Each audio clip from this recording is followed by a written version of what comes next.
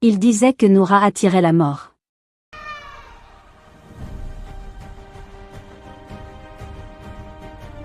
Il disait que depuis sa naissance, rien n'allait plus. Alors ils l'ont chassée, sans pitié. Le village de Thalem n'était plus un endroit normal. Autrefois, on y riait. On y chantait. Les enfants couraient dans la poussière jusqu'au coucher du soleil. Les femmes discutaient devant les maisons.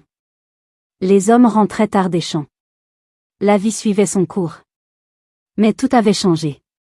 Chaque jour, à partir de 16 heures précises, quelque chose tombait sur le village.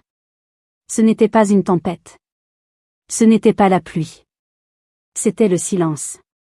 Un silence lourd, brutal, comme une condamnation invisible. À 15h50, les mères commençaient à rappeler leurs enfants. Rentrez maintenant. Vite. Les jeux s'arrêtaient. Les rires mouraient dans la gorge. Les enfants disparaissaient dans les cases, le regard inquiet. À 15h55, les feux de cuisine s'éteignaient. Les marmites étaient retirées du feu, même si la nourriture n'était pas prête. Personne n'osait finir de cuisiner après 7 heures.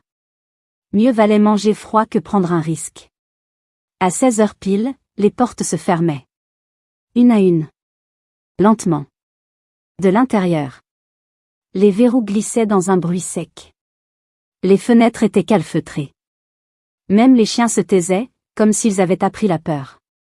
Après 16 heures, Thalem devenait un village mort. Plus personne dehors. Plus de pas. Plus de voix. Plus de lumière. Ceux qui avaient essayé de braver la règle, n'étaient jamais revenus. Un homme parti chercher de l'eau.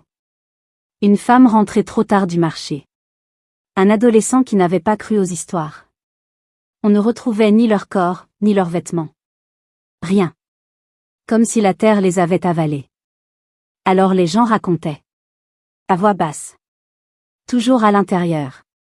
On disait que la nuit appartenait à ce qu'on ne voit pas. Que quelque chose marchait quand le soleil tombait. Que ce n'était ni humain, ni animal. Que ça écoutait. Que ça attendait. Personne ne savait exactement ce que c'était. Mais tout le monde savait une chose, à Thalem, le jour avait une limite. Et après cette limite, la vie n'était plus protégée. Chaque matin, le village se réveillait soulagé d'être encore là. Chaque après-midi, la peur revenait. Toujours à la même heure. Comme une horloge maudite. À Thalem, on ne vivait plus vraiment. On survivait jusqu'à 16 heures. Noura vivait avec sa mère Raïla et son père Kamil, dans une petite